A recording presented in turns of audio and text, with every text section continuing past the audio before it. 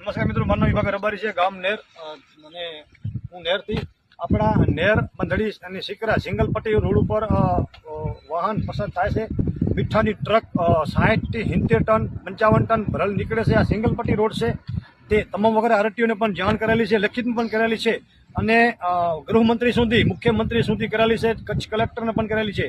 અને આવતીકાલે હું પીઆઈને મળી આવ્યો છું અને પીઆઈ સાહેબને પણ વાત કરી છે અને લખિતું પણ આપેલું છે, એસપી સાહેબને પણ આપેલું છે કે જો ગાડી શનિવાર સુધી બંધ કરવામાં નહીં આવે તો શનિવારથી ત્યાં હું ઉપવાસ પર બેસવાનો છું, ત્યાંથી અન્ન પાણી લીધા વગર બેસવાનો છું અહીંયા ત્યાં. તો તમામ મિત્રોને તમામ મિત્રોને આમાં જોડાવવું ખાસ જરૂરી છે, કારણ કે આ સરકારી તિજોરીને નુકસાન પહોંચી રહ્યું છે કે ઓવરલોડ ગાડીઓ પરિવહન થઈ રહ્યું છે અને અનેક વખત રજૂઆત કરી છે, છતાંય કોઈ અધિકારી ધ્યાન દેવામાં નથી આવતો. આરટીઓને અનેક વખત રજૂઆત કરી છે, ભાઈ નેર બંધડીની સિકરા સિંગલ પટ્ટી ઉપર ગાડી ચાલતી હોય, ઓવરલોડ 60 ટન 55 ટન ભરીને રોજની 500 ગાડીઓ નીકળતી હોય તો ખરેખર આરટીઓની લાપરવાહી કહેવાય, તંત્રની પણ લાપરવાહી કહેવાય.